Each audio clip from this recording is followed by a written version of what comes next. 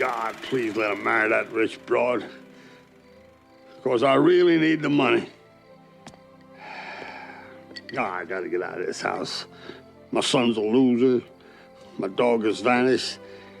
And that punk Junior's the devil come to life.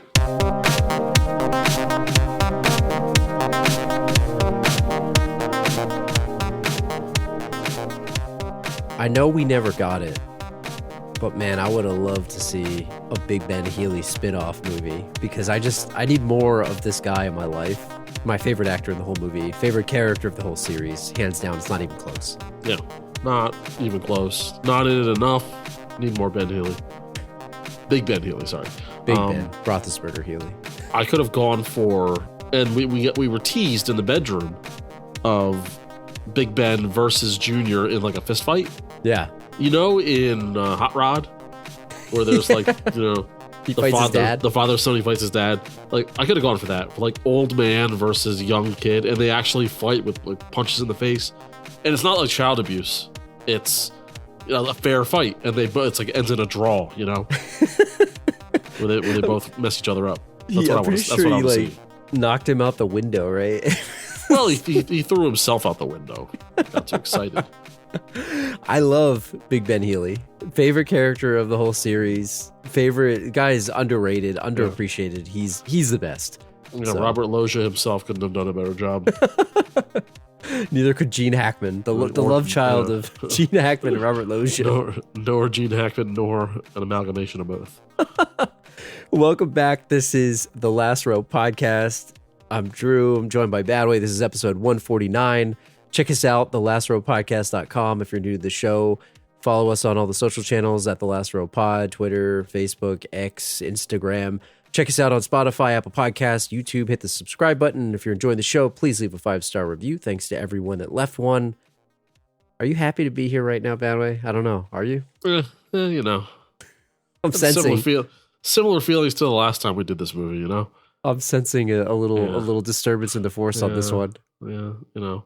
We watched this movie earlier on recording day. And more and more think about this movie, the more and more I hate it. But we'll get into it. I know why. We'll get to that. So, Problem Child 2. Shout out to listener of the pod, Ben, who had been requesting this movie. So what up, Ben? Thanks for putting me through 90 minutes of misery. Sorry it took us so long, Ben. I know you sent this email a while ago, but hopefully you're still listening. It wasn't 90 minutes of misery. I'm joking. But there are some problems with this child. I'm joking. Problem Child 2, July 3rd, 1991. 1 year after.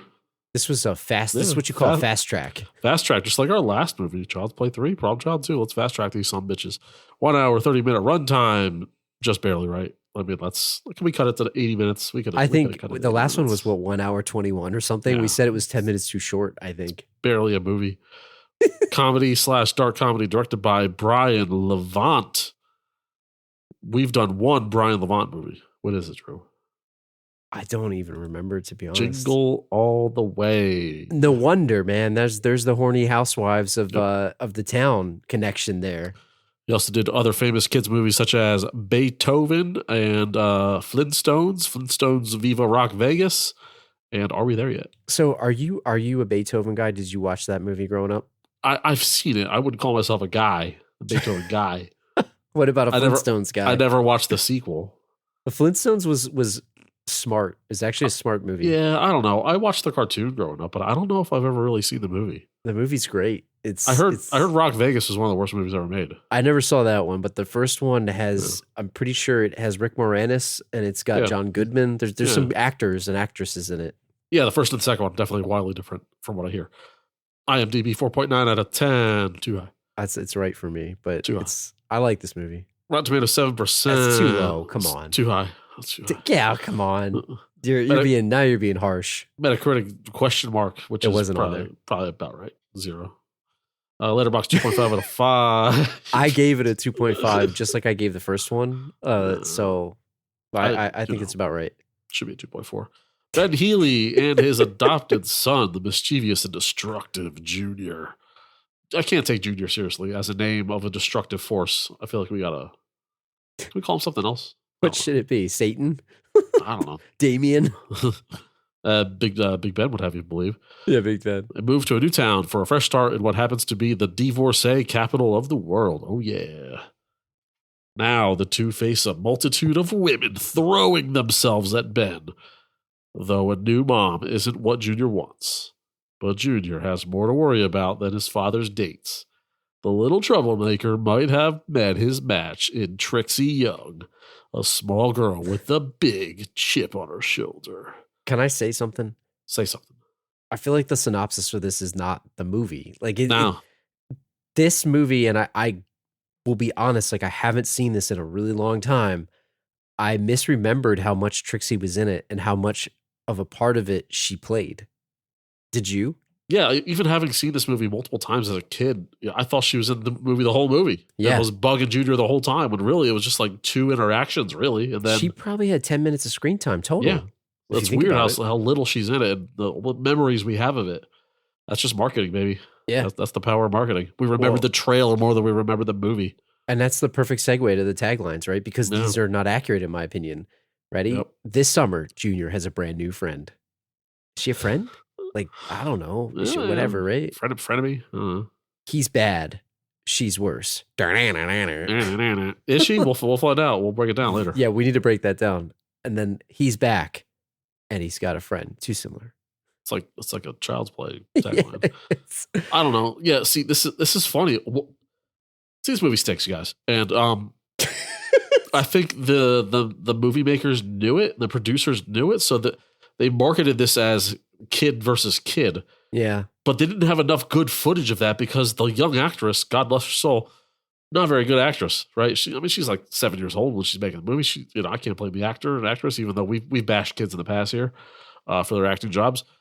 They probably just didn't have enough good footage or good ideas. But then they had the LeWanda storyline and the nurse storyline, and just nothing worked. So they just marketed it as kid versus kid because that was the best card that they had. But when you went into the theater, that's not really what you got. I have a piece of trivia and I'll come back to it in a second. And I think it's something that we talked about as we were watching it. Hold that thought for a second, because I do agree with you. Money-wise, though, this movie had a similar budget. It was 11 to 15 million. And it grossed not anywhere near what the original one did at 32.7. And the original was, I think, over 72. If I'm remembering back to episode 130 when we did this. Yeah, this so movie. Yeah, it did not do as well. It was gross. This movie was freaking gross. I trust me, guys. I watched this with Badway, and he almost got up and walked away during 2 scenes, which we'll touch on in a moment. Yeah. Did you know though that Trixie, I don't know how you say this name. Is it Ivian? Ivian? Schwan? Ivian? Ivian? Ivian? Vivian. Like Vivian? Like Vivian, hold the V? Yeah, I guess. She was nominated for a Best Young Artist Award, Best Actress Under 10. That's a lie. She was nominated for a Young Artist Award, Best Youth Actor leading in a motion picture comedy. She's not leading, and she sucks. So then Best Young Actress co-starring in a movie picture. I don't know how old she was at this. It was 1983. I guess she was born. So what was she, like 7? I guess or no, I don't know when they filmed this. It's probably around 7, maybe. Yeah, 7 or 8. Yeah. So okay. Anyway, let's touch on this because you said this earlier.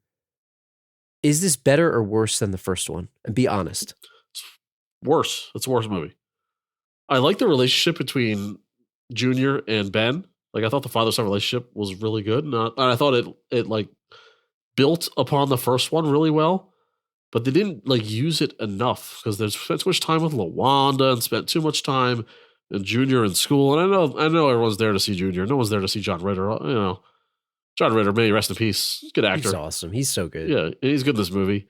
But I don't know. As I thought about both movies, and I didn't really like the first one either upon rewatch either, if you guys remember.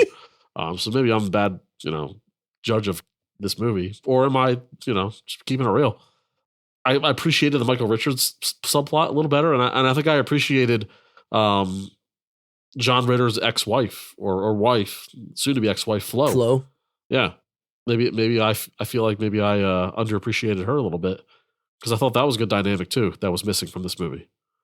Yeah, but let me ask you this. So are you really telling me, and maybe you are, maybe you really are, I know you'll say you'll never watch either again. That's my guess. You'll say, I know I'm Yeah. good now. I don't need to watch either of these again. Because we've had some, maybe it's a bad nostalgia award for you for 2020, 2023 or 24. You mean to tell me that if you were forced to watch one of these, you would pick the first one? You wouldn't pick this one ever again? Yes. Yeah, definitely. Really? Yeah, give me the baseball scene. Give me Michael Richards doing, the Michael Richards thing. Give me John Ritter unhinged, unable to like figure out how to parent this Really? kid. And with some real emotion, John Ritter shows a real emotion in the first one. And he did in this one too. Underrated actor, that John Ritter, I'll tell you. But yeah, this is one is definitely a far superior movie to two. Really? I think two is remembered more just because of the little girl and like the idea of the little girl and maybe the vomit scene. And, I don't know. Who knows? Big Ben was better in the first one. No. Yeah, he was better. Great in this one. He's great in this one too, but he's better in the first one. Man. You can't. I mean, I'm sorry. Sorry to say. And I hate to do a movie in which I didn't like it, but I'm not going to lie to people, right? I'm going to. Well, you're not going to shill for Larry Kurzawski or whatever. Yeah, you're not. right. You're not getting paid by big Hollywood over here. Yeah, John Ritter's not slipping me, $100 bill beyond the grave. It's not what's happening. Well, I'm going to come back to this at the end because, and just like I said in episode 130, people, we'll see if we can turn him around. Let's see if we can turn Bowie around. He didn't hate it in the beginning of the day. And the more that we've talked today, he's soured more, but let's see if we can turn it around. Let's see, guys. But if you remembered, I didn't hate it about a half hour in. True. As it went on, I'm like, oh my God. I thought it was, I liked it. And I'm going to say that for the record. But I think there's something that I found on IMDb and it was on Wikipedia too. And I think it's honestly interesting because when we did the first movie back in episode 130, we talked about who is this movie for? Is it for kids? Is it for parents? Like, who is it for? Because it was sort of a dark comedy and it was a PG movie in the first one. There was definitely some moments of it where like, okay, what's going on here? This one, and I'm going to read this to you because I thought this was really interesting. So on the podcast that Gilbert Gottfried had back in 2014, the screenwriters Scott Alexander and Larry, I don't even know how to say this. Is it Karashevsky? Karashevsky, right? They said that the studio were reluctant to rehire them, but they only did it because they wanted to shoot a sequel before Michael Oliver, the actor who plays Junior, would be noticeably older. And as the writers of the film, they could do it faster than any new writers or characters of the franchise. So this is what's interesting. And this stood out to me like a sore thumb. It said, frustrated with the criticisms of Problem Child 1, they deliberately increased the poor taste in the sequel, intending to make a Pasolini or John Waters film for children. And they went so far overboard that the first cut received a rated R rating from the MPAA. And nobody knew about this until they talked about it on this podcast. It's called bad writing, right? I'm sorry. Yeah. But like when they say that they were trying to make John Waters film, like they were trying to make a John Waters film, but they weren't trying to sabotage their own film though, right? No, but it almost seems like they should have gotten a different writer, right? Yeah. I don't know. Maybe they should have gotten a different writer. These guys wrote Ed Wood though. But that's the funny part. Yeah, they went on to write Ed Wood, being nominated for an Oscar, but they wrote this damn movie, right? Yeah, if your first pass of the movie is rated R, then I think you did something wrong, right? I mean, you kind of want to start PG-13 and get it down to PG because otherwise, like I said in our previous Problem Child 1 episode, who is this movie for? If it's a PG-13 movie, are you aiming it towards teenagers? Because it's not really teenage comedy. It's not adult comedy. It's kids comedy. It's juvenile comedy and slapstick humor. But the kids aren't allowed in, right? So what are we doing? Well, I guess the question is, what direction were they given? Were they told to make a PG movie? Or were they told to like just make it funnier or something? Who knows? Like, I don't know. Because the other thing that it said, and do you remember this? So it said dubbing over Junior's use of the term P-whipped. I won't go into the real word, but he was whipped by something. It said that they got a PG-13 on appeal. And the studio was still so nervous that at the last minute they added the Woody Woodpecker cartoon Smoked Hams to the film's theatrical release to reassure parents that the film was suitable for children. Yeah. So there was definitely studio meddling here and stuff. And I thought there were multiple instances where Junior's voice was dubbed. I thought that was just from bad movie making. Yeah. I don't know. So let's say they went hard R. Would you have liked the movie better? Like it said, hey, this is not for kids. Like I wish it would have been either harder or softer, right? Yeah. Yeah. Make it more kid friendly, or just go all the way and make it an adult movie, right? This in between thing, it's like what this movie exactly isn't marketed towards is kids aged 13 to 17. That's who it's not for, right? I might have my blinders on right now. Maybe it's bad nostalgia for you, but Yeah. I gotta be honest, I really enjoyed this movie and I thought it was funny as hell, and I loved it. For you as a 9-year-old, right? You probably wanted to see this, but was your mom taking you to go see this? Hell no. No, I probably saw the TV edit of it, to be honest. Yeah, but, right? Yeah, but the other thing, and you said that, right? You said that when we did episode 130, you said, like, are parents taking their kids to see this? And did we also feel like we were being bad by watching it? Yeah. Maybe this is the one where you feel that way. But that was the first one was rated PG. So, like, right. It was justifiable that a parent take their kid to see the movie and maybe be shocked by it, but it's still a PG movie. Yeah, this is the movie you're getting away with watching, but most 9 and 8 and 9-year-olds aren't, getting their parents to let them into a PG-13 movie. Like, it's kind of just not happening. So, right? So 2 questions for you. The first one is, did parents watch this and then were they outraged after they saw it? What do you think about that? I mean, there could have been parents that took the risk and say, "Oh, we saw the first one; it can't be that bad. Can't be so right? bad. PG-13, whatever." And it wasn't that bad, really. But I don't know. Based on the box office, like, it didn't do that well. It didn't do well. So, I mean, they guessed wrong. They should have gone softer or harder. Going middle is not the way to go. And I guess the second question is, okay, yeah, they didn't go hard to R, and maybe parents weren't outraged, but I don't know. Do you think it would have been any different had they leaned in, like you said, went softer or harder? Like, would it have been received differently? I don't know. What if they had gone like a South Park route? And I know South Park didn't exist at the time, but what if Junior's out there dropping F-bombs? Like, yeah, that's a movie that could turn some heads, right? I'd be like, what? Is that ethical for for you to make the kid do that? I mean, it's a paycheck, I guess. Yeah, it's a paycheck. I mean, like, what are the ethics? The kid's grown at this point. He's a veteran of the movie industry. He's been through the ringer. He's smoking cigars. Yeah, he's a SAG member. He's fine. Does he have his SAG card? He's got a SAG card. All right. Well, let's talk about Ben Healy Jr. Not Junior, just Junior. Junior is the other Junior. But what about Ben Healy Jr.? How has he evolved since the first movie? Has he grown a set or gotten a set, as some might say? Yeah, man. So we pondered this at the end of our last episode on the first one without memory of the second one. And what we guessed kind of came true, is that he kind of grew the balls that he needed from being with Junior.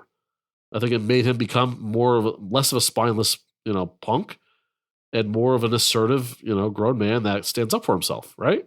Yeah. And the inverse, Junior peeled back a little bit, right? He softened a little bit, yeah. Less attempted murders, still mischievous, maybe more Bart Simpson and less like Eric Cartman, that kind of thing. Yeah. Well, he had a dad that liked him, and the opening montage, right, when they're getting hot dogs, when they're cross-country trip and all the other things that they were doing, like they were bonding, they were wearing the same clothes. You asked me, and I think we talked about this at the end of the last episode in 130, do you think he ditched the bow tie? And he did. He didn't have it anymore, right? Because the Michael Richards thing is gone. That's the killer, yeah. He's done that. That was his he looked up to Don't Meet Your Idols, his lesson of that movie. He definitely changed, and I feel like they were good for each other. And I actually really liked the way that they depicted the relationship in this. It was. In the beginning of the movie, it was great. I have to add this too, by the way. I think we forgot to mention Darren McCord as a good father from Sudden Death in the first time. When we talk about all the dads, like, he stopped a terrorist attack on the igloo. Like, that's a good dad there, as this Canadian firefighter dad. So yeah, they're moving to Mortville. What do you think of Mortville as a town name? Like, what is that? From Cold River. And I'm assuming it's cross country. They said Mortville was in Oregon, according to Wikipedia. Yeah. Yeah, Cold River, maybe an East Coast town, Mortville. Yeah, man. I've got to take Junior to a brand new spot. Maybe it was calculated that they come to find out that it was the divorcee capital of the world, Mortville. So calculated move on Ben Healy's part to maybe find himself some love. But did they say that it was his childhood home or something?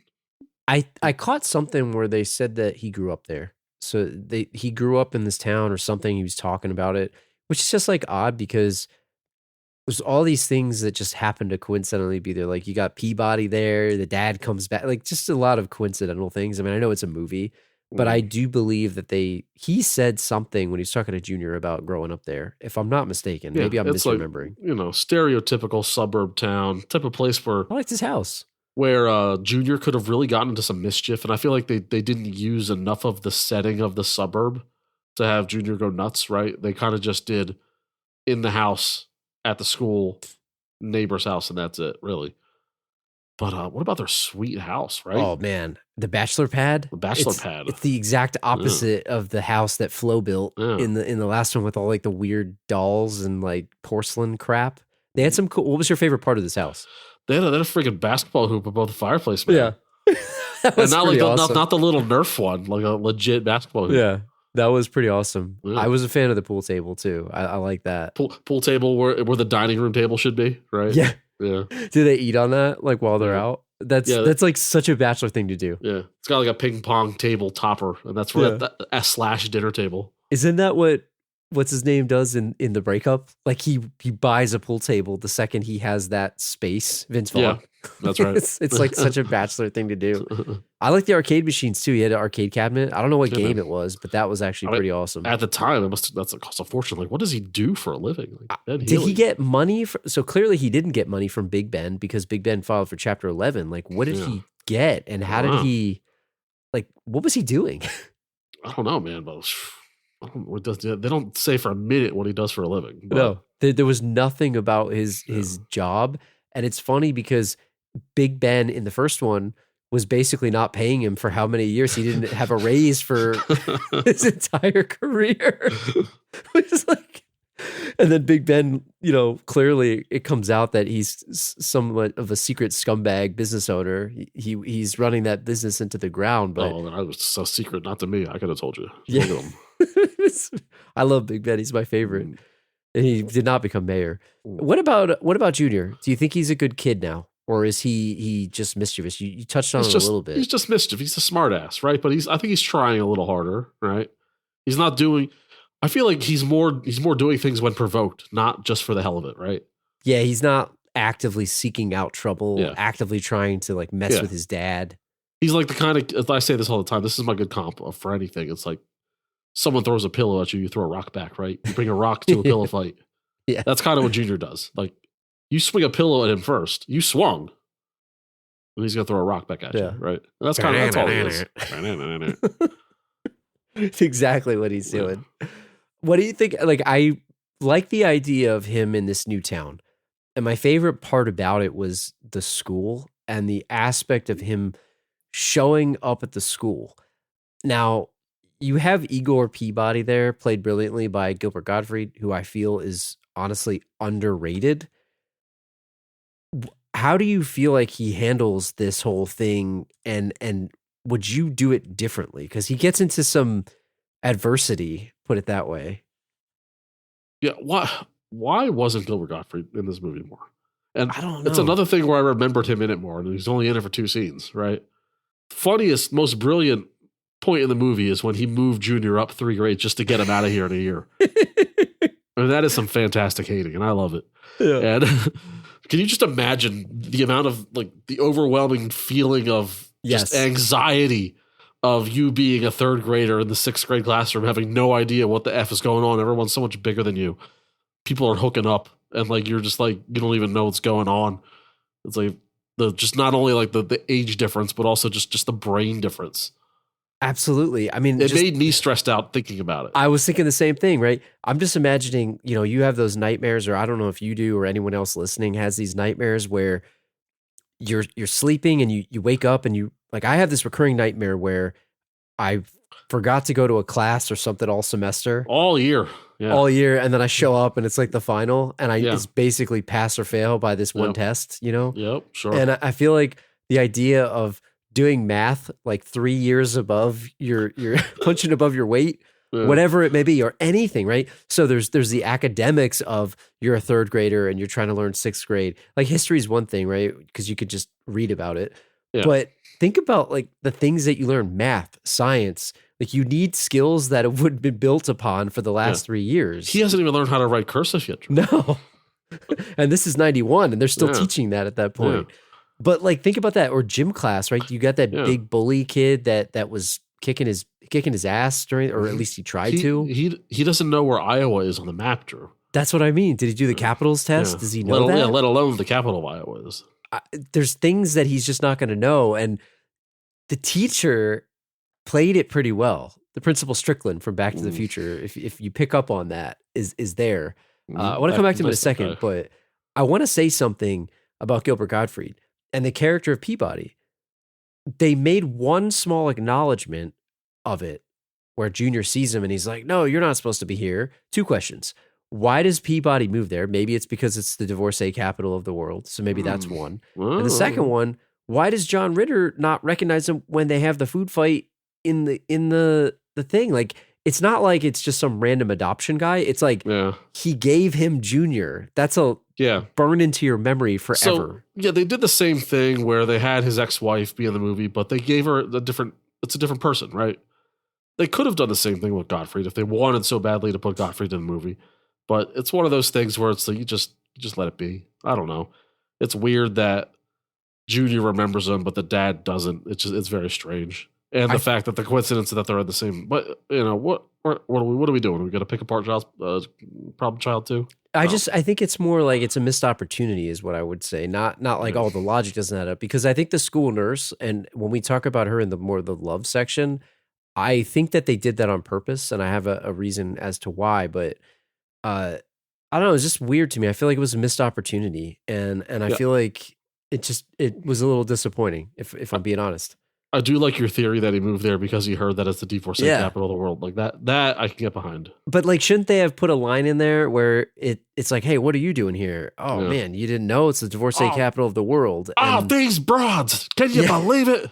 Like, he's dating that girl, that where the meatball goes in between her cleavage and stuff. Mm-hmm. But it reminded me of that. And it would have been a funny way, because they could have made John Ritter 2 things. Could have looked, one, like a nicer guy if he's like, wait, what? I grew up here. Like, that's not why he moved there. Yeah. And then you'd also make the bond between the 2 guys. Like, it's a missed opportunity, I feel. Maybe it's in a deleted scene or something. I don't know. But back to the teacher. I think his name was Mr. Thor or something. Thorne? Mr. Thorne? Mr. Thorne? Yeah. I don't know. Why is this dude always sweating? What is going on with this guy? I think he's got a shit constantly, Drew. Is that why? It's as simple as that. But were they setting that up? Like, is that what they were doing? Why he was constantly sweating? I think so. They're setting up the cherry bomb scene. That's all it is. It's like the dog commercial, like the dog food commercial. Like, and what do you think that he thought? The thing about this guy that I thought stood out was he just took Junior being in this class. He took it in stride. Like, he didn't think much of it. There's 2 things. It's he's thinking about taking a shit. So maybe that he's paying less attention to actually what's going on. This kid doesn't know the kid doesn't belong in his class. Like, he technically belongs because Peabody sent him there, but he doesn't belong, right? This kid is not a 6th grade talent, right?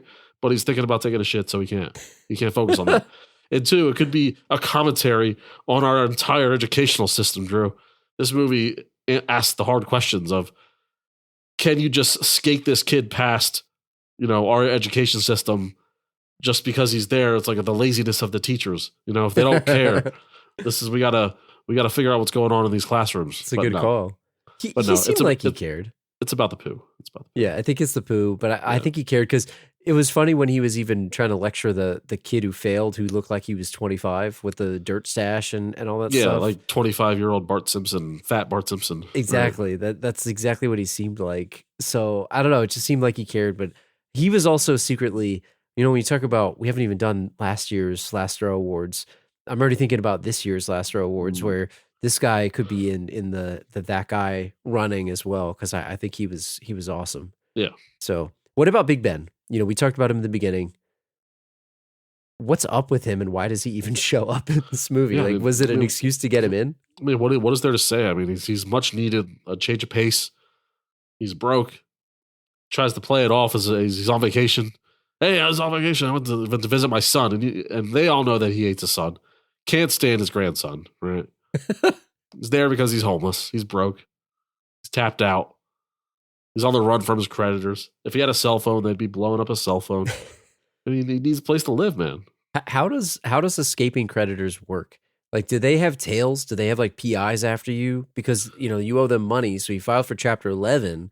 But like, what happens? I mean, they're going to take his car. I mean, I know there's repo people, but what does that mean? You're being pursued by creditors. Man. I wonder if it was different back in the 90s than it is today. How do they find you? With ourselves being so digital, and connected.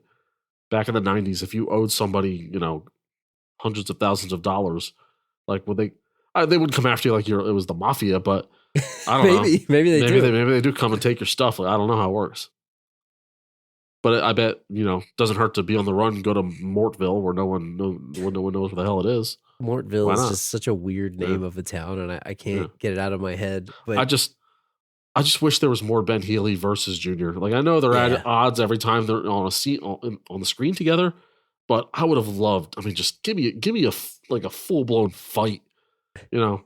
It's not child abuse. It's not, because they're equals. He's so old and feeble, and this kid is so young and small. It's like they can knock each other out. It's an equal. You think it's a fair fight? It's a fair fight. Total fair fight. If anything, Junior has the advantage. My favorite part of this and the way that they wrote him was that he showed up like pretending to be happy and nice. Like you said, he's on vacation to see his son. Yeah. But even when he saw Junior, like he's like, "Oh, hey, guy!" Like he was like, and then the second it came out that he was like, he just completely soured on him, and he was talking about. And I'm pretty sure Junior called the dog a freak, which was like, just got me. The dog was the biggest piece of shit too. He was such a bad dog. It was so good, so good. You said it. He was sort of like a mangy version of Milo from The Mask. He was the anti-Milo. Right? Yeah, which was awesome. And honestly, probably my favorite part of the movie was Big Ben Healy. But I also love the idea of him coexisting with Junior and the dog in the house, and the antics. We didn't get enough, to your point. Yeah. So, did you remember that this movie was really about Big Ben finding love? Not at all. Not the plot at all. Nope. Because they didn't position it that way at all. I would have thought it was about Junior and the little girl Trixie, and then Ben Healy trying to hook up with the girl's mother. Right? Yeah. That's not at all. I mean, eventually it ended up that way, but I mean, for freaking 80 of the 90 minutes, that's not what we got. So let me ask you this: if the movie was longer and dedicated more to the different plots, oh god, no. I'm working on them, guys. I'm trying here. I'm trying my best, everybody. I don't think anyone's going to argue this is a 5 out of 5, but if we cut out the puke scene and the cockroach scene and made this movie 80 minutes, maybe I would have liked the movie a little better. I don't know if you would, but Ben Healy finds himself in a Catching Kelsey situation. He's on a dating show or something in the divorcee capital of the world. And I don't know, man. It's just weird because as he's starting to build this bond with Junior, he instantly challenges the bond. And I feel like it's an interesting dynamic because do you think that he was legitimately because he positions it as, I got to find Junior a mom. I got to find him a mom. It's like inner monologue and all that other stuff. He misses Flo. He was pathetic. Flo was really running his life. Do you think this really is legitimately about him trying to find a mom, or was he more selfishly wanting a wife? No, I think his heart was in the right place. I think Ben Healy believes in the nuclear family. So he truly believes in order for Junior to thrive, he needs a mother. He needs a positive female, guardian in his life to teach him the rights and the wrongs of the world. So have a loving house to grow up in so that he may grow up and be well adjusted or something like that, right? So he needs to work on that ASAP. But in reality, what he's doing is, this is a special kid, right? This kid... Yeah, you got to be careful. Well, this kid is thriving right now based on the attention that you're giving him. And the second you pull that attention away, he's going to revert back to his bad to the bone ways, Drew. So we had to do it. He's too young still. I feel like he needs to mold the relationship more before you go on this cougar hunt, for lack of a better word. I don't know. How much time passed between the first movie and this one? I mean, obviously a summer, less than a year in real life, but it's a summer. How much time are we? Yeah, maybe a summer. And Yeah. I think the fact that he's even dating so soon after finding Flo. I mean, but look, there's women throwing themselves at Yeah. him, giving him cherry pie. He didn't really ask for it. I mean, honestly, when they rang his doorbell, I mean, they were seducing him, Drew. Do you? I mean, we said this when we were watching this. Is it a joke that he's supposed to be some sort of sex symbol or stud, or is he really in 1991 is John Ritter like a sex symbol? At first, I was dubious. I'm like, John Ritter, like he's not. But then you see him in his polo, and he's like, he's bursting out of it like the Hulk. The gun show, man. The biceps are just out there, Drew. And I'm like, I don't know. Maybe he is a beefcake, Drew. I don't know. He had the. I'd bake him a pie. he had that. What would you call it? It was almost like a hair flap. It wasn't a mullet. It was a hair flap in the back.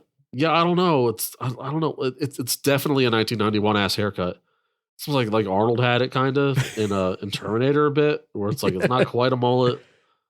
It's kind of hair you give a robot, I guess. It was like a flap. Like it wasn't Swayze in Roadhouse, right? No, that was 2 years earlier. Yeah. You know, and speaking of that, like think about a movie like Roadhouse. Like it looks like 1989. This movie's what, 2 years later? Yeah. It looks so much newer than that movie. And I don't know if that's a Midwest thing or whatever, but I don't know. You know, we've talked about the blending of decades. There's a lot of 90s stuff in this, like the tile in the house. Like his kitchen looked like a bathroom with the tile that they had, you know, the blue and the white. It looked like a public restroom or something. It's just weird to me. But yeah, I don't know. Like John Ritter's not a classically good looking man, right? He's not a bad looking dude. He's not Rob Lowe. He's not Patrick Swayze. No. If we're talking that age, like he's like you and me. He's like a normal, regular guy. I'm not calling John Ritter ugly either. He's a normal guy. Is he the type for them to throw themselves at you? But I mean, they're on the prowl, Drew. So they're just looking for any kind of fresh meat, I guess. It's interesting because I think a lot about this, and it's like he's in that town. How many of them are divorced? And I don't know. It's just an interesting one. Yeah, but you look at Gottfried. He brings the beautiful buxom woman to the Italian restaurant. Like, how did he get her? It's like maybe just the way the town is. Like, true. It's where the ugly guy gets a chance. I don't know. Yeah. Who knows? Were there more divorced moms in this town, or were there more in the Jingle All the Way one? Because it's funny that you blew my mind that it was the same writer or the same director, because I did not know that. Maybe these guys, that's a writing team, these guys, and maybe that's from experience. I don't know. Maybe this is, and as you said it when we were talking before this, but a good segue into LeWanda here, but he's been through a marriage already. He had a failed marriage with Flo. He needs maybe a second chance, but do you feel like doing it the second time, like you get a do-over? I haven't been through it, but you get a do-over. It's like you're happier the second time? Do you really know what you want now? And it's like, you know what? We've been here before. I know what I want. Let's just get to the chase. Like, is that true for this? Yeah, I mean, I think there's a sense of relief to be out of a bad situation and getting back at it. But in our boy, Ben Healy's case, he just goes into the same spiral that he was in last time. Like Flo ruled his life. His ex-wife ruled his life, taught him how to live, taught him where to live, taught him how to live, almost got him to return his now son, which he loves with all his heart, right? And here he is. Here's LeWanda, who bullies herself literally into his home, redecorates his entire house, much like Flo would have and did exactly. Told him how to live, told him what to do, tried to pit him against his son. It's Flo all over again. And he's about to marry this woman. Like it's kind of like you have a type. It's like she has a type in the movie. Yeah. It's a good joke where they all look like him. Yeah. And clearly he has a type where he likes to be dominated, or he doesn't like to. But this is where Big Ben is right. His son's a pushover and kind of a wuss. But he's a result of Big Ben being a jerk to him his whole life. Loser. My son's a loser. I don't know. You got to rise above bad dad. Don't let having a bad dad barometer, failing father, dictate your life. Rise above. What does she actually want from him, though? Like, I don't get this because I don't really. We talk about her profession in a second, but like, it's clearly not the money. I don't think, right? Like, she's a banker. She's very successful. So we tried to discuss this as we watched the movie because it was a little confusing at first. Long story short, she's been married 7 times, and all the 7 husbands have looked like John Ritter. So that's what she's attracted to. So she has a type, right? She has a certain type. Now, obviously, all the marriages end up failing, probably because she gets bored, and then she moves on to the next. So what she's going to do is she's going to marry Ben. 6 months down the line, she's going to get bored with him, or he's going to stick to his son, and she's not going to want that. She's going to move on. She's going to divorce him and maybe take half of his stuff. And maybe that's why she's a $50 million woman, right? Because she has half of 7 other men's stuff. Did you think that she got the bank in another divorce? Like, was that how she got that bank? Like, I don't know. It's weird. Or I don't know. Did she come from money? We don't know whether this is how she makes money by marrying and divorcing guys, or if she really is a legitimate businesswoman. It's I don't weird know. They because didn't say. You see Big Ben in the end where he wants to marry her for her money. It's like, I'm surprised that she hasn't been taken advantage of by these guys unless she makes them sign a prenup every time. Like, maybe that's what it is. I mean, if she's got $50 million at this point, then maybe she's not entitled to half of his if she's the breadwinner. I guess that's how you know that Ben Jr. is actually a good dude, because she's got $50 million and he's not worried about her money. He's worried about finding Junior a good mom, like you said earlier. Yeah, like this is all set up by Ben Sr. So, and as we said at the end of the movie, when it actually happened, we were like, why didn't he just marry her? Yeah, I'm surprised he didn't go after her from the beginning, which is weird. And like you said it, right? She's the definition of cougar, maybe not from looks, but she's on the prowl, and it's exactly what it is. She knows what she wants, and she's going to get it. Would you trust your money in her bank? I don't think so, right? You walk in there and you got self-portraits. This looks like a shoddy operation. Very vain person. I'd be afraid she's going to steal my money. She had like the 1991 neon sign of LeWanda in her office. LeWanda. It's like, even working there, she had people basically worshiping at her feet, including the dude from Office Space who made the Jump to Conclusions map. Then other than that guy, Hall of Famer. By the way, yeah, that guy was in an episode of Curb Your Enthusiasm. Do you remember what he did? Is that the doctor? Was that the doctor? That's not. No, that was Josh Gad with the underwear. He was playing dodgeball with Larry when Larry chucked the ball at him and broke his thumbs. That's right. I forgot about that. He's a food critic, and then he fed the food to him. Yes, that's right. I forgot about that. The food critic. Yeah, for the grand opening of Larry's restaurant. One of my favorite seasons, the restaurant with the chef there. This is one of my favorites. But no, I don't think I would leave my money in this bank either. It looks like a shoddy operation. And but what about her as a mom? Because she was disciplining Junior, which may have been appropriate or inappropriate. I don't know. She doesn't know. The Junior doesn't respond to that kind of discipline, and Ben knows that too. That's why it's all done in quiet and private. She's talking shit to him, and she's giving him the hard lessons behind closed doors, because Ben knows that doesn't work. And if he heard her do that, he'd correct that right away. What about this other piece too? Because is this a Heartbreak Kid situation? I mean, I guess it is. We only saw them go on like 2 dates. That was it, right? Yeah. They don't have to marry each other. What is going on? Yeah, I don't really get the whole marriage thing. Why are they married? I mean, why is it happening so quickly? He doesn't like her. He doesn't like her. He was taking one for the team because he wanted Junior to have a good mom. That's what it was, I guess. Is he the ultimate father then? Yeah. It's backfiring, but isn't it funny that we're talking about Problem Child 2? We're about 40 minutes in, and we've barely talked about the kid. Yeah, I know, right? Like, but it's like, it is about the kid. Well, I mean, we could go through their situation. We will. I just last thing I'll ask, and you're right. We'll move on to it. But is there a such thing as too fast? So do you think there's a scenario where you could see somebody, it truly is love at first sight, you marry them, and it actually works out? Like, what's the shortest amount of time you could marry someone? I know I'm not talking about arranged marriages. Forget that. Yeah. Like, I'm talking, you saw the person, you met them. Like, how long do you really need it? I don't know, man. You just don't know a person, right? And Heartbreak Kid is the perfect example of you just don't know a person, Ben Stiller was physically attracted to Malin Ackerman in that movie, but, get to know her for a month and come to find out that has no job, no real job, and she's in debt X amount of money, and she's kind of annoying to be around. I mean, not in the grand scheme of things, but annoying to him, right?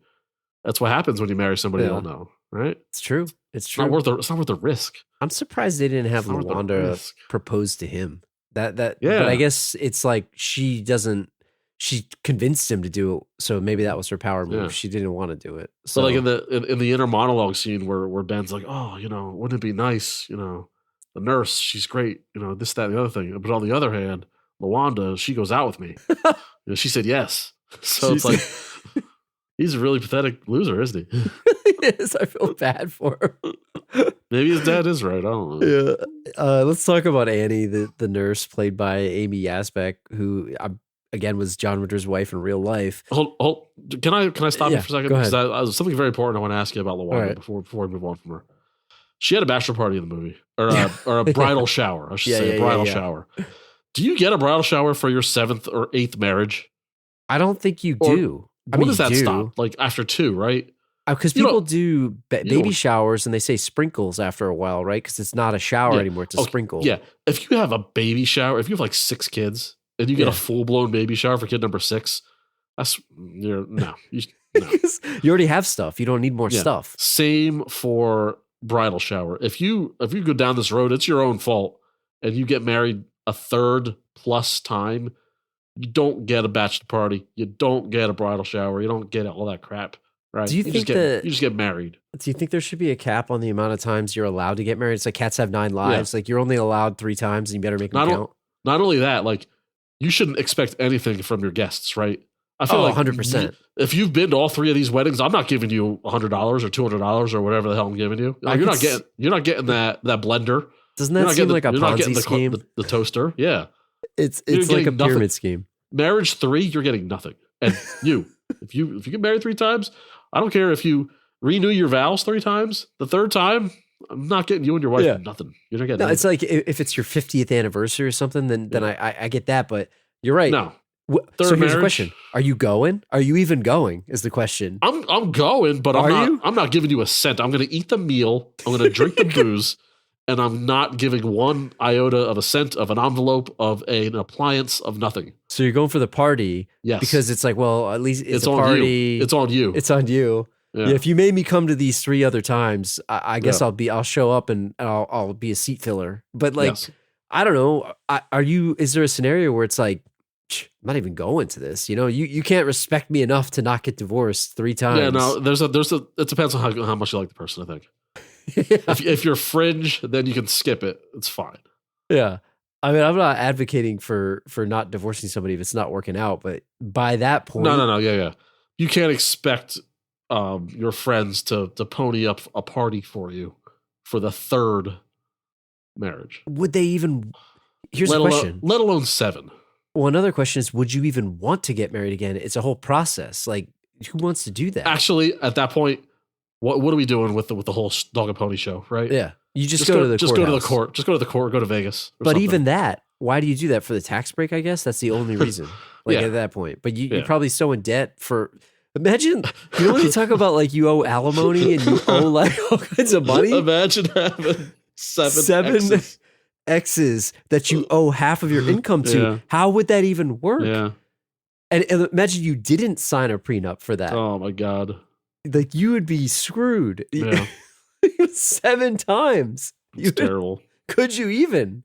Could you even afford? Could you eat? Would you have money? Yeah. I mean, at a certain point, like the 6th wife has to be on the short end of the stick, right? Yeah. Oh yeah. Absolutely. It's like, sorry, I got nothing. They feel bad for you, I guess. But can only pull my paycheck so far. I got nothing. I got to live here. I don't know, man. It's a good question. Question. Well, let's talk about Annie, because I don't know if she's divorced or her spouse died or whatever, but played by John Ritter's real life wife, also Peg from The Mask and Return of her from the first movie. Maid Marian. I like the idea of what they did here, and it's not a Gilbert Gottfried situation. And it's not like, oh, we just wanted to use the same actress and just have her in it and do something different. It wasn't like a cameo situation. I liked it because it was sort of like how the husband of LeWanda's always looked like John Ritter.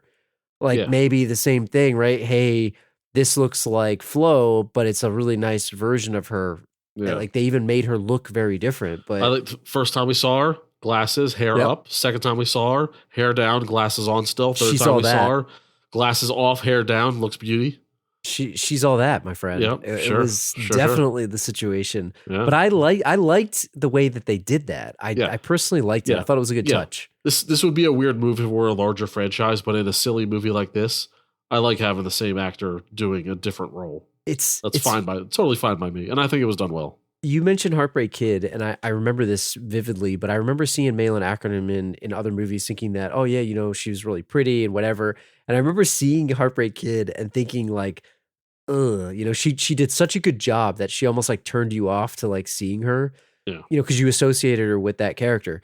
Same thing with this, right? But the opposite, where I didn't like Flo so much and I found her so annoying to the point where I'm like, ugh. But then you see Annie and it's like, hey, she's really pretty. She seems very nice. She's like a great catch compared to freaking LaWanda.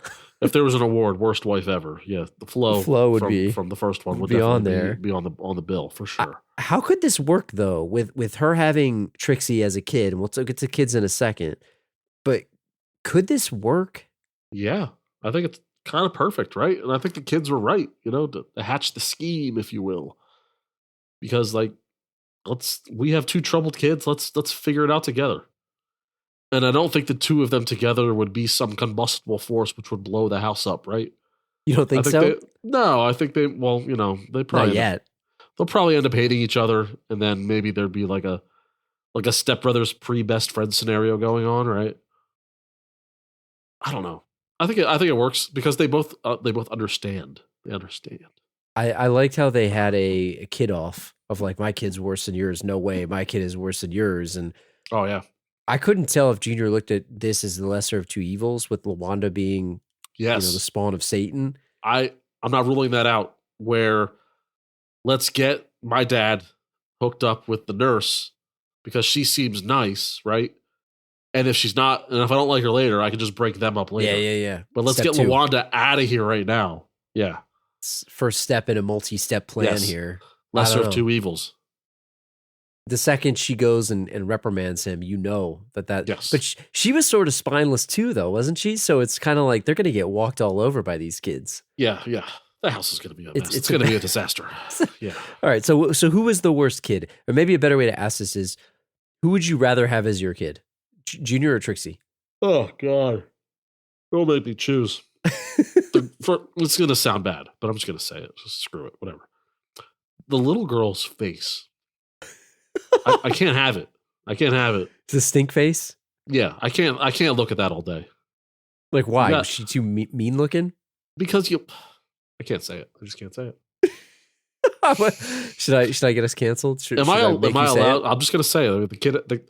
The little 8-year-old girl has a punchable face. No, you could say that. You didn't say you wanted to punch her. She's older than me in real life. I'm allowed to say it. She has a punchable face in this movie as a kid. If I were an 8-year-old boy, which I was at the time, I want to punch her in the face. Yeah, I remember watching this thinking I didn't like her because I'm like, hey, she's the villain. Like, obviously she wasn't. Yeah. LeWanda was the whole time, but however, Junior, the kid looks like he smells. Doesn't he look like he smells? Once he ditched the bow tie, I don't think anymore. I don't know. Do you know who smells? That bully kid from the class. That kid looks like he smells. I could smell him through the screen. Yeah, is what the 4D butt punishing 4DX. Look, don't watch this and that. Yeah. If Junior insists on having the Roach Motel, then I'm taking I'm taking the girl. Then you're taking the girl. Yeah. I think I'd rather have the girl because I feel like she'd probably be sweeter than him. Like, she didn't seem like that bad of a kid. Like, Junior, I mean, we'll go through it, and let's talk about some of his behaviors. All right, I'm going to say one more thing, and this is, again, please don't cancel us, but I'm going to get into some topics here. Now, roll with me. When they get older, Drew, Junior, let's be honest, he's more of a Ritter type, maybe even less attractive so. Might have a hard time getting with the ladies, right? Mm-hmm. Trixie, no matter what she looks like, unfortunately, she's a girl. Guys are going to hit on her, right? Yeah, that's true. She's, bad seed, going with the bad boys. More likely to have a teenage pregnancy, unwanted. Then you got to deal with that. I'll be honest, I did not know where you were going with that. She's more likely to get pregnant as a teenager than Junior is to impregnate a teenager. Like Teen Mom. Which are both bad situations. But Teen when Mom. you are the parent of the daughter Please who don't had cancel us. gotten knocked up, and all of a sudden you're a grandfather at age 42. we don't want that. No, nobody wants that. Of course we love the kid. The baby comes into the world, we love it. We try to our best. But it's not something we wanted. This is a total MTV situation. Yeah. It could be. It could be. That's why I kind of want Junior in this scenario, because if the girl continues her bad girl ways, she's going to be dating the dirt bike on the motorcycle at 15. Like the babysitter? And you're going to get the bad news one day that we got to go to the doctor. Like the babysitter? Yes. Oh my God. And we don't need that. We don't need that. I did not know where I'll be honest, I did not know where you were going with that. I thought you were going to talk about like them dating each other or something. That we could go down that road too, but I don't think we should. Yeah, let's not go down that road. Let's talk about his behavior, because I think this is here's a good segue. So the last movie, we can't do it because he's not giving him back, but we did would you reprimand him? Would you reward him, or would you take him back to the orphanage? Yeah. Or whatever the place was, the adoption agency. So let's talk about Junior and Trixie, and we'll kind of go down the list. Let's start with Junior first. The first thing that he does was he like overly gassed up that guy's Tony Soprano's propane grill, not Tony Soprano. Like, didn't that guy look like freaking Tony Soprano? Yeah. Tony Soprano before Tony Soprano existed. Like, do you think that's where they got the look? Like, Maybe. What's his name? David. Yep. What's his name? Was watching this. David, I forget his name. Not David Nutter. You know what I'm talking David, about. Yeah. Simon? Who knows? Anyways, I'm not for attempted murder, Drew, and this looks like this is what this was. But it's the young guy's fault. He went chasing after a 2-cent match. You don't stick your face in the grill. Let the match be, guy. Come on. Shouldn't he have had a lighter anyway? This your first grill, bro? Get a lighter. Yeah.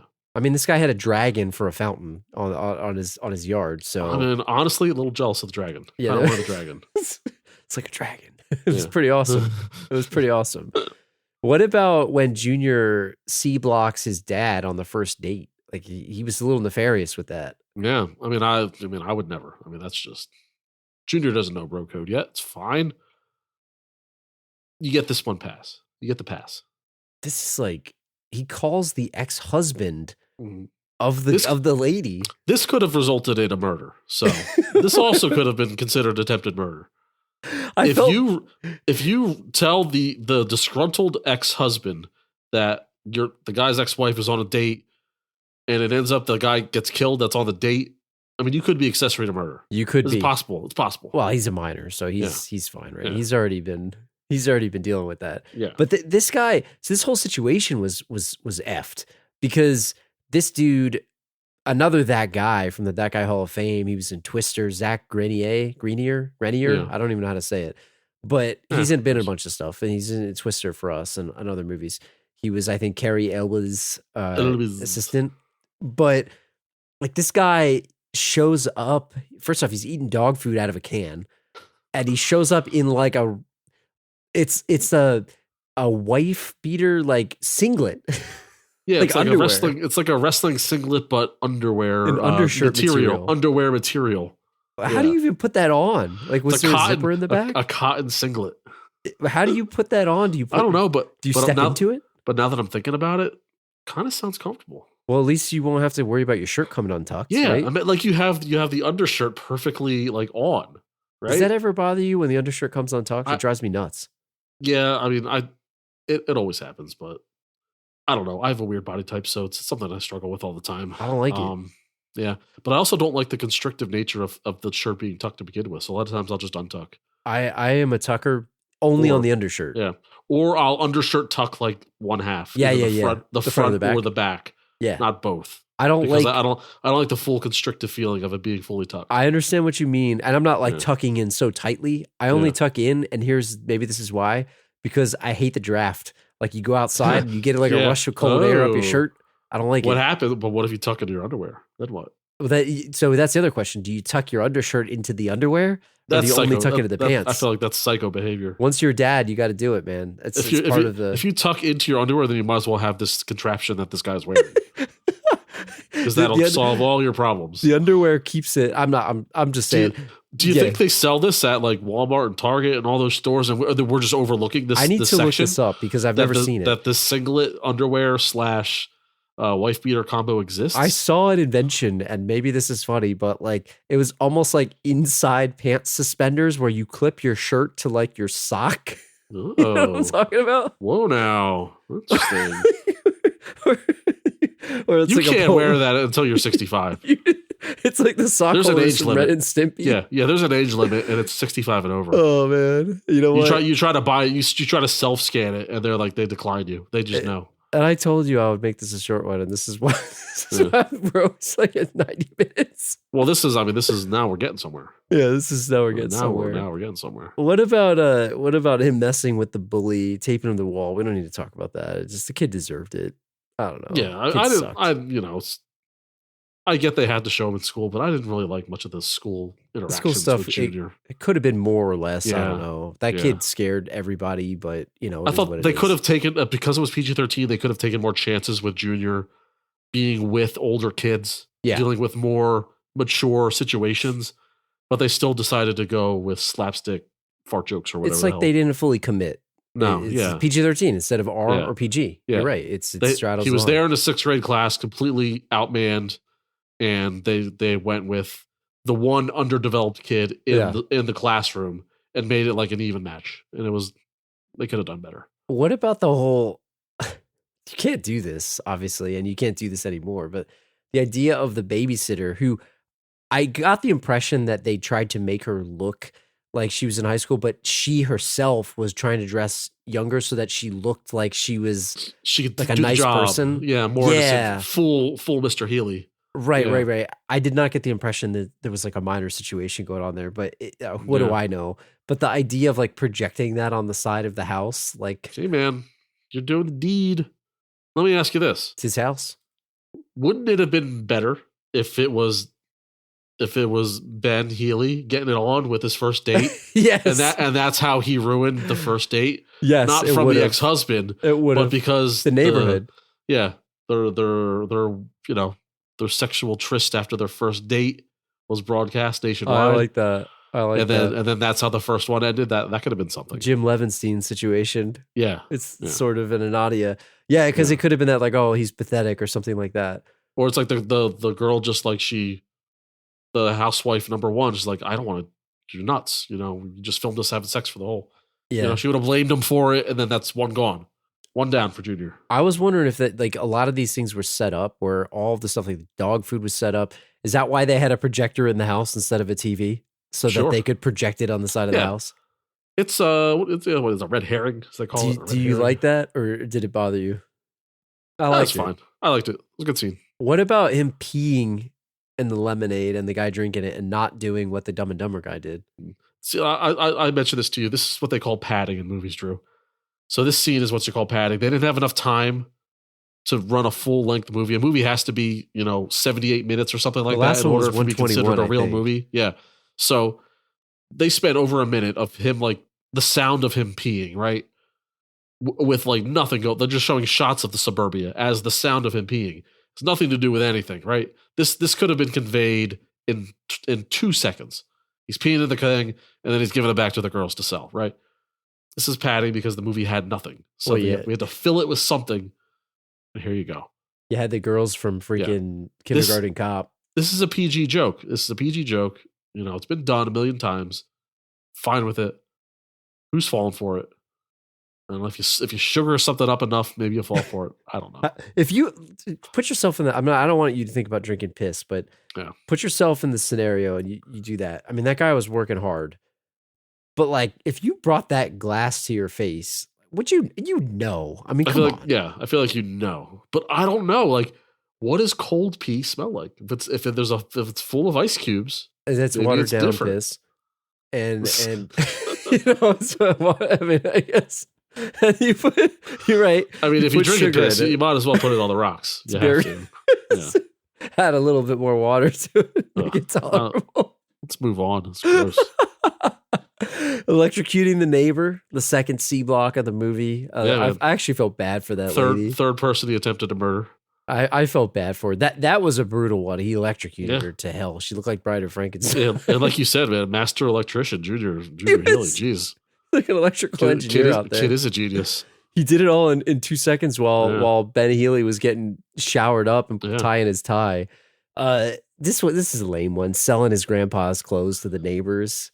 Yeah, I thought it was funny how cheap it was. But what an idiot! 5 cents for the dog. 5 cents for the dog. Yeah, that was funny. It was funny but just shows you how dumb those kids are because they paid $10 for everything and they were selling things for like 10 cents. There's no way they're making that money back. It's dumb. They haven't been their economic class. Your favorite part of the movie, the carnival chaos of everybody vomiting for 10 minutes straight. No, what's funny was this is the second grossest scene in the movie, and it's the grossest thing I've seen all year. It really? That was so is that worse than the Dumb and Dumber shit everywhere? Is that worse? Yes, it's worse. So it is so gross. So even though it's so clearly fake, like they're using the hose. It's like you ever see an SNL skit where they puke in the 90s and it's like they got the hand up and like the hose is coming out of the sleeve. It's very obvious that it's all fake, but still, it's like it went on for so long, so long. I'll tell you what, man. One of my worst fears. This is no joke. Being on a roller coaster and somebody puking and it going to my face. Oh, it goes backwards. Because it's a legit. How do you come back from that? You don't. In life, you're done. Just you're forever unclean. You're done. You're done. And that is a legitimate possibility every time you go. Every on a roller time coaster. it's a risk. It's a risk you take. Every single time you're taking that risk. If you're not in the front seat, it could happen to you. And fade me, bro. That's what if that happens. Yeah, put me below ground.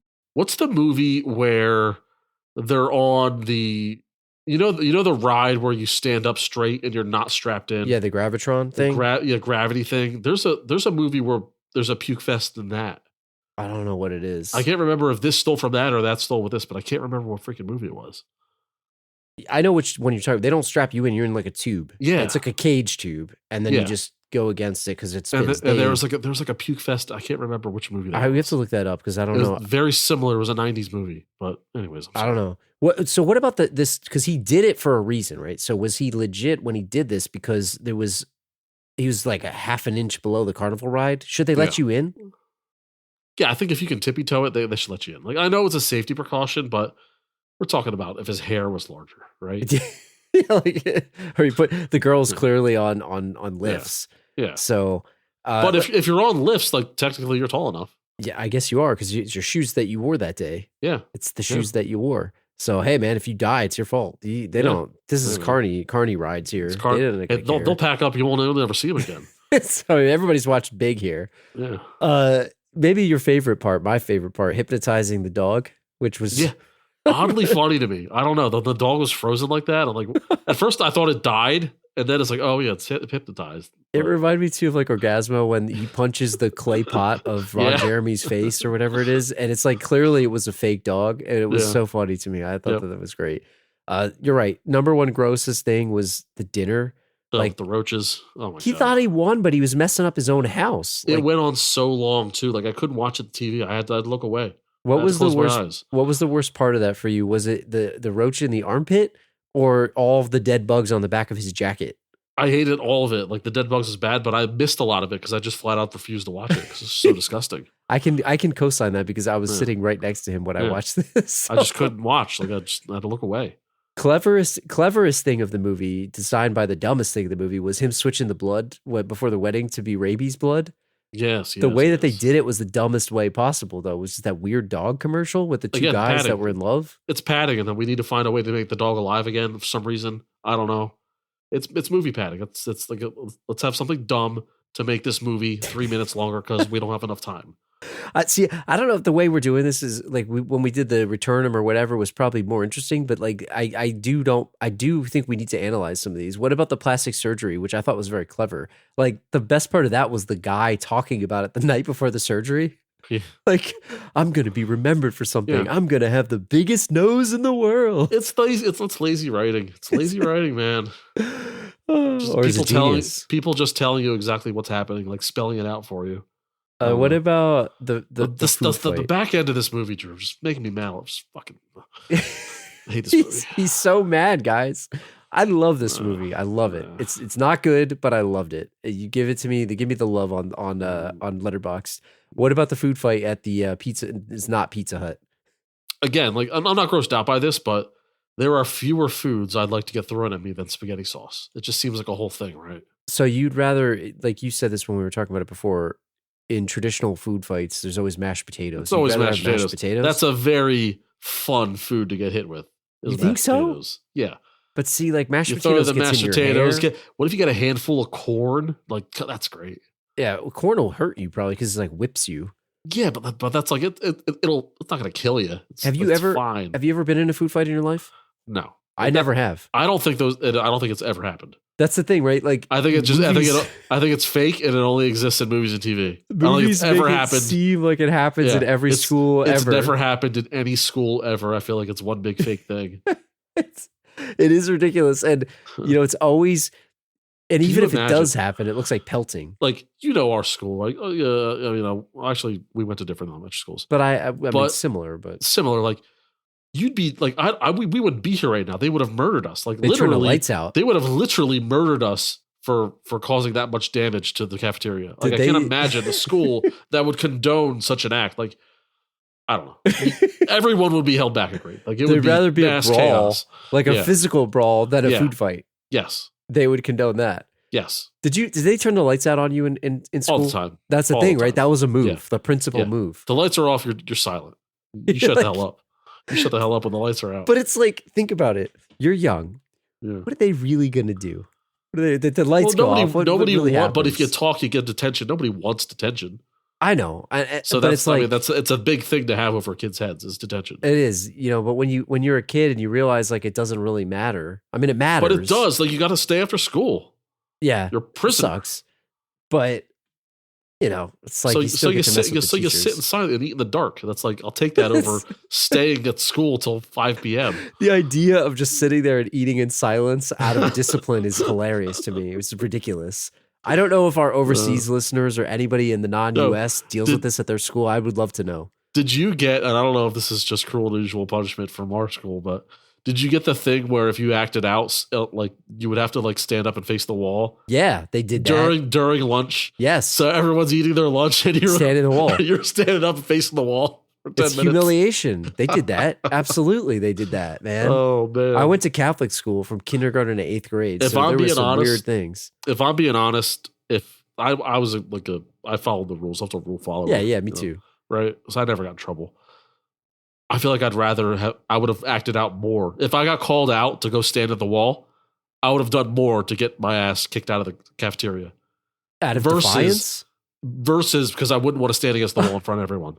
Yeah, because it's like a dunce cap. Like get me out of there. Like I'll just leave. I'll take detention over staring at the wall. It's like a dunce cap. In front of everyone, yeah. Yeah, it's completely humiliating. Yeah. It's completely humiliating. So you're right.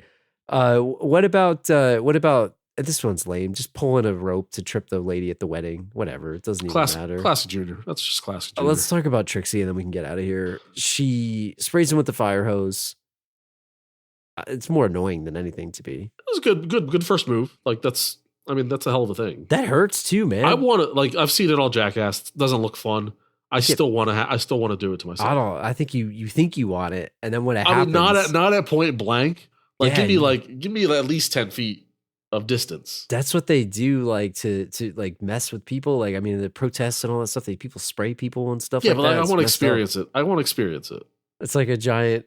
It's like it's not a super soaker, I guess, but it kind of is. But I want to be dominated by water, is what I'm saying. That's why I love the ocean. That's why I love the ocean. I love getting messed up by waves. I do not. I respect the ocean out of fear. As long as you see it coming, you don't turn your back on the waves. You gotta. That's disrespecting the ocean. You're right. Turning You your back need to on respect the waves. it. I fear the ocean. I'll say that I go in it, but I fear it. You should fear the ocean. We all should.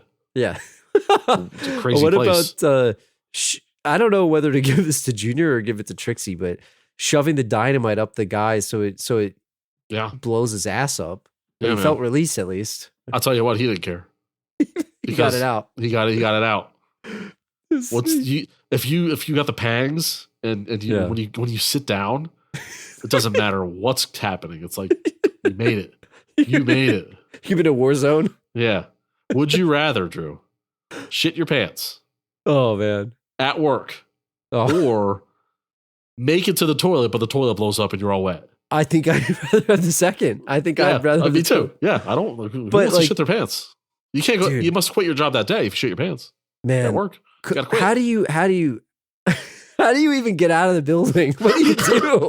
What This do is you why, do? and we've talked about this. This is why you pack up a second pair of underwear, Drew. I know, but This is why. you know the flaw that we forgot, and I think we had a very. I forgot what episode was this. Do you remember when we talked about this? It was semi recent. The thing that I would say is a flaw in our argument is how bad of a situation it is. Yeah. Do you also need to pack second pair of pants? Because if it You goes should through the pack pants, pants. I think we all should have pants in our trunks of our cars, I along with definitely underwear. think you should. Along with underwear. You need to 'Cause change why your not? clothes. Because it doesn't take up any space. Why not? Just keep it in your trunk. Why not? Keep it in right? your trunk. Put it next to the tire, the spare tire. Yeah. You know, the secret compartment. Yeah. Even put it in there. It takes up zero space. Are you and then, more and then you're likely- covered. Are you more likely to shit your pants or get a flat tire? And that's I mean, it depends on the situation, right? Probably flat tire, but it's not like the pants are gonna like disturb the spare tire. But I mean, like from a likelihood, if you have a spare tire in your car, then Yeah. why don't you have spare clothes and a spare tire for your for your True. body? This That's had to have the been. thing. That's a long game, Polly. It had to have been Yeah, where Sandy Lyle sharded. yeah, you needed it, right? Yeah. You He had to go. Like, we gotta go. we gotta go. We gotta go. Yeah, with the flaw in our argument, I don't even remember what episode that was. We had a really detailed. We probably everybody unsubscribed after that one, so Yeah. we got like 2 listeners left. Yeah. Sorry, everybody. But using the leg lifts, I don't care. We don't need to talk about that. The ones that are still here are all for the poop jokes. Yeah, that's right. That's the poop jokes. Stay for the poo. The leg lifts, we don't need to talk about her on the ride. Meh, Whatever. She took over the puppet show. Who cares? Food fight. Who cares? You know what? She's not a very good trickster, is she? No. She's not very good. It's funny that they call her Junior Trixie, laps too. her. Junior, does. she's amateur hour. That's why I feel like, what's her name? Annie? She's wrong in the argument. I mean, Yeah. Junior is the And- king of the pranks. And all these ads saying that Junior met his match. No, he didn't. She didn't actually do anything. What did she do? The most impressive thing she did was drive that machine. Yeah, the with heavy rock. machinery. That's the most impressive thing she did. And I don't I think couldn't her- do that. Feet could I- reach the pedals. She had the lifts, man. Yeah, she did. That's true. That's Whoops. actually smart. Yeah. So yeah, I don't know. I mean, look, they had a good plan. I don't even know how to wrap this up. We talked about It the just- ending in the last one. Yeah, I'm just gonna wrap it up by saying, like, I hate the movie advertised the girl fighting the kid. Didn't really happen. The girl was in the movie for like 15 minutes max, and she was no match. So you feel She cheated. did so many more bad things than she did. They should have had her do awful things, terrible things, murderous things. Oh my God, she's worse than Junior. Never did I once think that. Not once. So did you I feel think that. cheated, I feel cheated. and that's why you're upset. It's like, In you know, you summary. got, you're waiting for the main event, right? A boxing card or a wrestling card. The main event's going to be so good. Oh Yeah. my God. Trixie versus Junior. And then it ends up happening and it's nothing. They both are slap fighting. My favorite part of the movie is the idea of Ben Senior trying to date LeWanda. That's Yeah. like, why didn't they do that from the beginning? Let's see that sequel, right? Let's see that There is a sequel. Let's see, problem let's see child them 3. coexist. He's in it. Yeah. No one else is. Oh well, he's in it. And I think Godfrey's in it. A couple others are in it, Well, but of course, Godfrey. John Ritter's not in it, and neither is the kid who plays Junior or the girl. But is he married to LeWanda in that movie? I don't know. I guess we gotta. I would love it. I don't think I'll be able to get you to watch that, but I don't know that I want to watch that It's not one. happening. But It's not I like happening. the idea of him realizing, like, I love you. You love me. Like it's like he knew what he needed to do, and it was so And, like, funny to me. if, when the light if bulb went Ritter off. if Ritter is her type, and then like that's Ritter's dad. So Yeah, like, yeah. he's, Ritter's in there. He's still got to deal with her. It's Yeah. like that's hilarious. Can you imagine? So he marries him, but the dad still hangs around, and all of a sudden LeWanda Yeah. is still in the life of Ben and Junior. Oh my god, that's torture for Ben. But he's got the nurse, so Yeah. it's all good. But like, whereas like I thought Flo was a nice opponent in the first yeah, one. yeah, to Junior. I just LeWanda just annoyed me. Like I just didn't want to see LeWanda on the screen. I still In this don't. one, I still don't understand her end game. Like I don't get it. So she has a type. She has a type, and she gets It's- bored. I think that's Yeah. all it is. That's all it is. I don't know. So in summary, you're saying that you did not like this as much as I am gonna put words in your mouth, so you tell me whether I'm right or not. But you did not like this more than the first one. You would not watch either of these ever again, probably. Correct. And do you retroactively dislike this, or do you feel like you liked it at the time and it was okay that you liked it, or do you feel like when I was 8 or 9, it had appeal, sure, but that's who the movie's for. That's why I'm confused, because it's rated PG-13. That's the whole weirdness of it all, right? It's for a 9-year-old. I gotta tell you, man, and that's why we all thought fondly of it, because that's when we saw it. I still feel fondly. I was entertained. I thought it was funny, and I liked it. And agree to disagree, I guess. The Junior Ben relationship was real, and Big Ben is a great character.